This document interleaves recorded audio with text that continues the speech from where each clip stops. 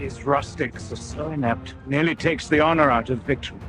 The American Revolution, the American War of Independence. It's a conflict that still brings out the emotions, especially amongst our American cousins from across the pond. But when this conflict is over, we can be sure of one thing. Justice will prevail. Our understanding of the war is rich with mythology, much of which is simply not true. Today we're going to destroy one of the most persistent myths, that the war was won by buckskin shirt-wearing militiamen sniping at scarlet-coated British officers from behind trees and rocks. In popular imagination, they're armed with what's now called the Pennsylvanian or Kentucky long rifle, a weapon whose accuracy combined with the marksmanship of the colonists is said to have won American freedom. But did it? Let's find out.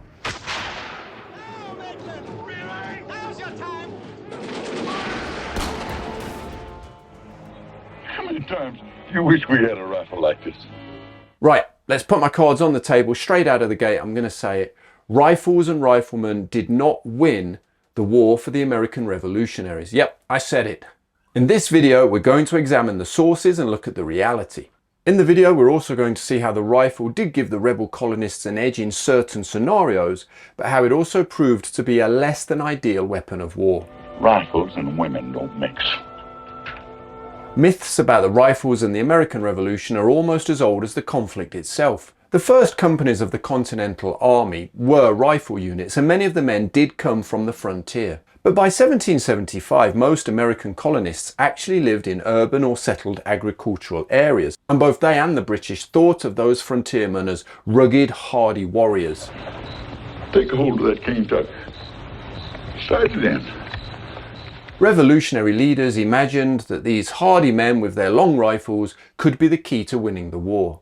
On their way to join the siege of Boston in 1775, these rifle companies would awe the populations of the towns they passed through, showing off amazing feats of accuracy with their weapons.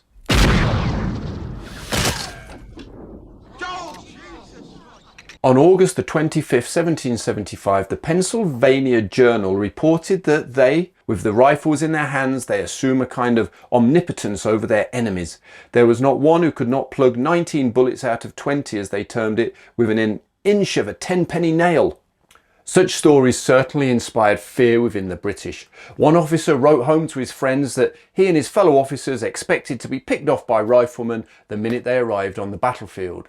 Sounds scary, doesn't it? I'd be terrified too. But the reality ended up being a little bit different. Picked troops against a few colonial ruffians, and what is the outcome? Trees felled in our path every night, snipers in the daytime. By the way, before we crack on, I just want to say thanks to friend of the show Robbie McNiven for helping with the research and writing of this episode. Robbie's an expert on the conflict, and I've posted a link to his Twitter in the description. He's at Robbie McNiven. Right, now back to our story, and these famed American riflemen actually missed the early battles of the war. Those clashes at Lexington, Concord and Bunker Hill. There are no records of rifles in the weapons inspections of the militia units involved in those battles, and rifles were almost unheard of in New England at the time. After joining the main Revolutionary Army though outside of Boston shortly afterwards, these riflemen were excused from many of the more grueling duties of siege work. This quickly caused other units to lose respect for them. As it would, of course. No one likes a soldier who thinks only of himself and isn't willing to stag on with the other lads and give them a rest. Up! Up, you lazy bastards!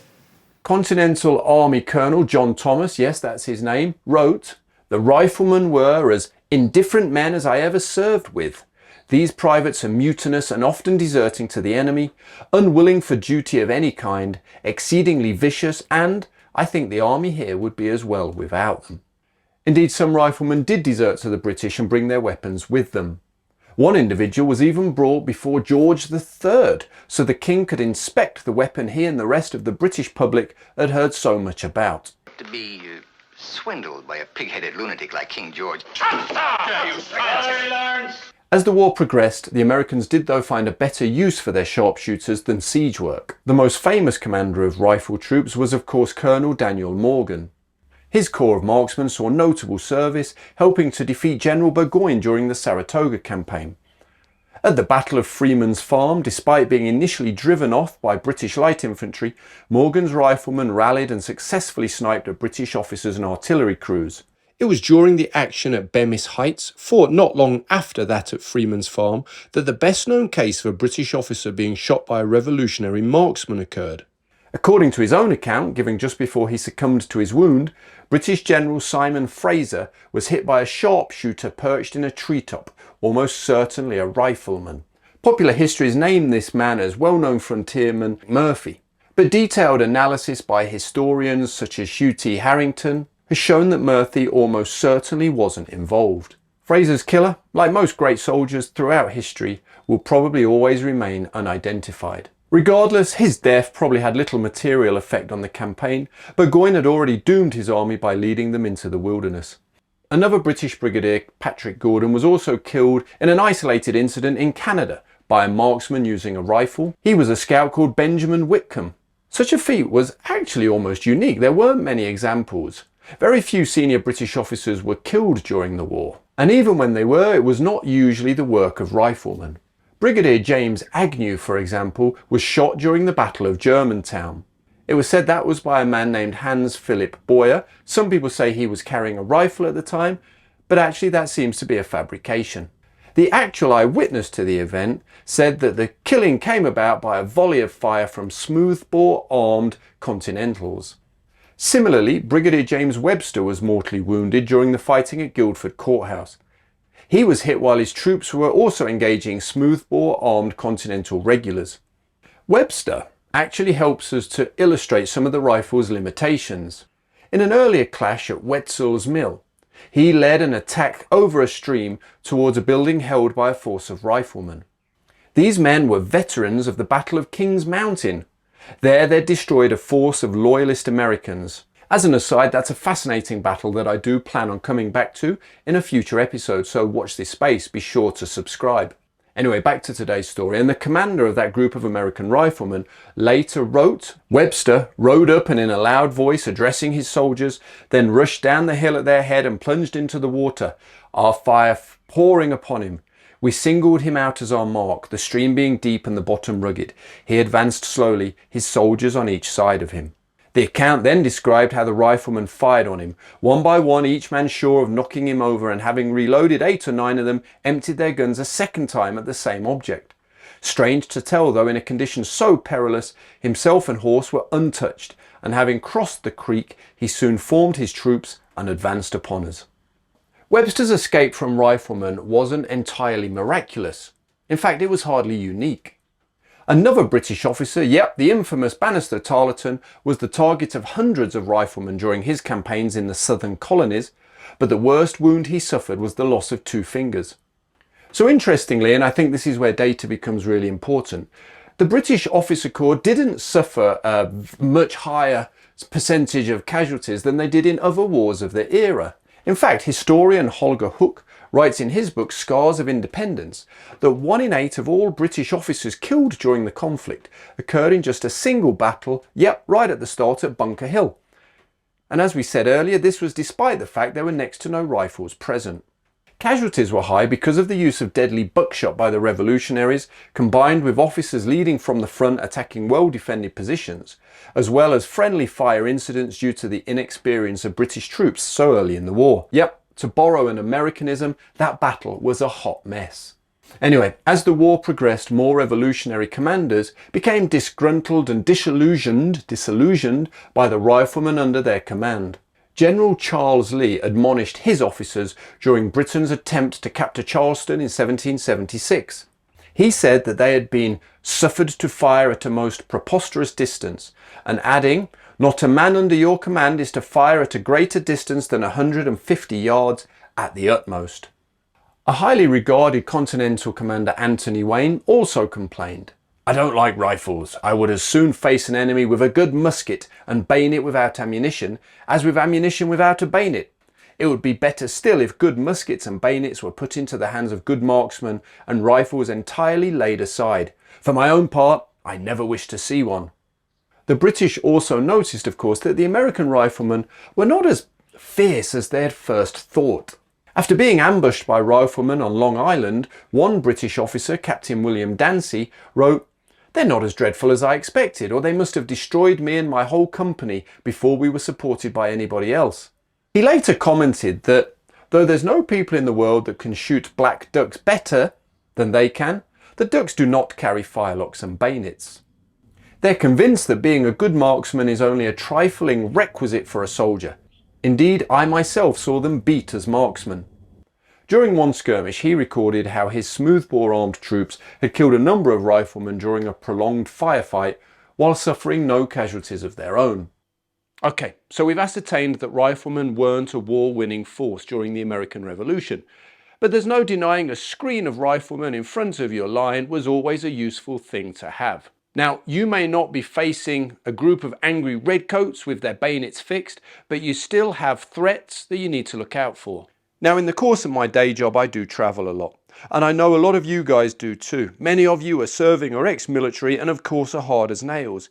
But did you consider you might have a weak spot? Cybersecurity. Now, the company I work for was hacked last year. Thousands of members of staff had their personal details stolen. That's quite worrying. I guess it's the modern day equivalent of a loyalist spy breaking into your headquarters and stealing your battle plans. Hat tip to James Moody, if you know you know. And that's where today's sponsor, Surfshark, comes in. Did you know that public Wi-Fi, such as in hotels or malls, are a favourite way for hackers to access your personal data? They use what's called a man-in-the-middle method to get you to log on to fake Wi-Fi. But there are ways to beat the hackers. One of them is to install a VPN, which is a virtual private network. It encrypts your traffic and hides your IP address, making you a harder target. When I travel, I use Surfshark VPN. It works really well at keeping me safe from the hackers. It also allows you to change your virtual location and watch streaming services that aren't available where you are. You can also use it to bypass local bans on services you need, such as WhatsApp or the BBC. So secure your privacy now with Surfshark. Enter the coupon code REDCOATHISTORY for 4 months extra when you sign up over at surfshark.deals/redcoathistory. And don't forget, there's also a 30-day money-back guarantee, so there's nothing to lose. Just check the description below. So just why did the rifles fall out of favour with so many experienced commanders? And why were they struggling to make the impact that so many had predicted at the start of the war? Well, the rifles used by the colonists had 3 major problems that did reduce the rifle's effectiveness. Firstly, of course, they took longer to load than a smoothbore musket. Secondly, they were unable to fix a bayonet onto the end, which left the rifleman almost defenceless at close quarters, and close quarters was where the British liked to fight. Thirdly, and often overlooked, is that the rifles of the period were not developed for military use. They were essentially hunting rifles. They were almost all personal property and didn't conform to military specifications, meaning that providing standardised ammunition or repairs was difficult. They were also fragile compared to military firelocks and prone to break-in when on campaign. Because of all of these reasons, it wasn't uncommon for rifle-armed units to trade in their rifles for smoothbore muskets and bayonets as the war progressed. Writing to George Washington, one Continental officer, Peter Muhlenberg, claimed, "On a march where soldiers are without tents and their arms continually exposed to the weather, rifles are of little use. I would therefore request your excellency to convert my entire regiment into musketry." At certain points of the war, Washington seemed to agree with this sentiment. In 1776, for example, he said that muskets should replace rifles in some units, as they are more easily kept in order, can be fired oftener, and have the advantage of bayonets. It should be stated that Washington wasn't completely against the use of rifles. He requested more or less riflemen depending on the circumstances of his various campaigns. He understood that a small number used well could be an asset, but he also knew they weren't the wonder weapons some people had claimed when the war began. Ultimately, the slow reload time and lack of the bayonet rendered the rifleman tactically vulnerable. In fact, according to one of his subordinates, Daniel Morgan himself said, "My riflemen would have been of little service if we'd not always had a line of musket and bayonet men to support us. It was when riflemen were paired with these musket and bayonet armed colleagues of theirs that they became more of a benefit on the battlefield. A true tactical asset." And so I know a few of you might be livid at the main thrust of this video, daring to mention that rifles didn't win the war for the revolutionaries. But in fairness, I'm also going to now give a few examples of when they proved very tactically effective. At battles such as Freeman's Farm, Cowpens and Guildford Courthouse, riflemen wreaked havoc among the British before falling back on the support of the smoothbore armed troops. It was this, rather than cases of sniping officers or ambushing men in forests, that gave the revolutionaries tangible battlefield success and ensured the rifle did have some impact on the course of the war. So when rifles were tactically integrated into the bigger picture, it was this that allowed the revolutionaries to have more success. And it ensured that yes, the rifles did have some impact on the battlefield. So you're probably thinking, okay, so what were the main reasons the British were beaten in the American Revolution? Well, let's be fair, logistics, their inability to get the right amount of weapons and food to the right places at the right times was a big problem. Supply lines were thousands of miles across the ocean. They also failed to win over the hearts and minds of the Americans. Very well, sir. We shall teach you and your fellows a lesson they won't forget. Then, of course, was the increased skill and competency of the Continental Army. As the war progressed, they became a very strong force on par with any of the European armies. And of course, let's not forget the aid of the French and Spanish, two massive powers. A lot of people in previous comments talk about how Britain was the mightiest army in the world at the time. It wasn't. We had a strong navy, but a very small army. All of these factors played a bigger part in the war's eventual outcome than a few riflemen picking off one or two senior officers. Now, all of that being said, there is one further reason that the American riflemen didn't completely rule the battlefields of the American Revolution. Do you know what it is? Because the British also used their own riflemen, and often they had more than the Americans did. You didn't see that coming, did you? Well, be sure to like, subscribe and comment, because we're going to be talking about them in a future episode.